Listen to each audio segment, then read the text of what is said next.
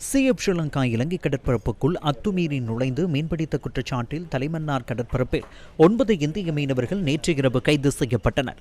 அவர்களிடமிருந்து ஒரு படகும் பறிமுதல் செய்யப்பட்டதாக கடற்படை தெரிவித்தது. சர்வதேச கடல் எல்லையை மீறி சூழலுக்கு தீங்கு விளைவிக்கும் தரைமட்ட இழுவை முறையை பயன்படுத்தி மீன்பிடித்துக் கொண்டிருந்த போதே இந்திய மீனவர்கள் கைது செய்யப்பட்டதாக கடற்படை தெரிவித்தது. கைது செய்யப்பட்டு 9 இந்திய மீனவர்களும் மன்னார் மாவட்ட நீதவான் நீதிமன்றத்தில் இன்று ஆஜர்படுத்தப்பட்டனர்.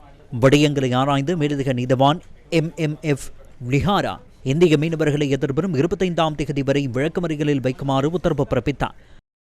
இதனிடையே இலங்கை இந்திய மீனவர் பிரச்சினையை தீர்ப்பதற்கான நடவடிக்கைகளை தமிழக அரசாங்கம் முன்னெடுக்க வேண்டுமென ராமேஸ்வரம் மீனவர் சங்கம் கோரிக்கை விடுக்கின்றது. இந்த மத்திய மாநில அரசுகள் என்னன்னா செய்யுது? இந்த மீனவர்களை காப்பாத்துவாங்களா, காப்பாற்ற மாட்டாங்களா? தொடர்ந்து புடிச்சுக்கிட்டே இருக்காங்க. நாங்க எங்கதான் போறது?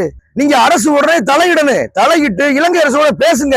எங்க இருநாட்டு மீனவனை சுமூகமா மீன் பிடிக்க வைங்க. அப்ப ஒட்டுமொத்த மீனவர்களையுமே படகை ரிலீஸ் பண்றதுக்கான வேலையை இந்த தாவேக அரசு பண்ணணும்.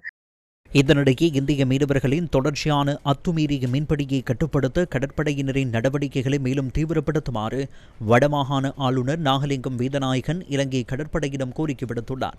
புதிதாக பொறுப்பேற்ற வடமாகாண கடற்படை தளபதி ரியல் அட்மிரல் MDK விஜயவர்தன நேற்று மாலை வடக்கு மாகாண ஆளுநரை சந்தித்த போதே இந்த கோரிக்கை முன்வைக்கப்பட்டது.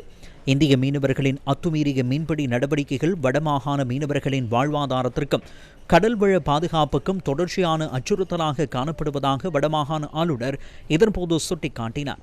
வடமாகாண மக்களின் பாதுகாப்பு, கடல் வளங்களின் பாதுகாப்பு, சட்டவிரோத செயற்பாடுகளை கட்டுப்படுத்தும் நடவடிக்கைகளில் கடற்படை தொடர்ந்தும் முழுமையாக அர்ப்பணிப்புடன் செயல்படும் என வடமாகாண கடற்படை தளபதி ரியல் அட்மிரல் MTK விஜயவர்தன இதன்போது உறுதியளித்தார்.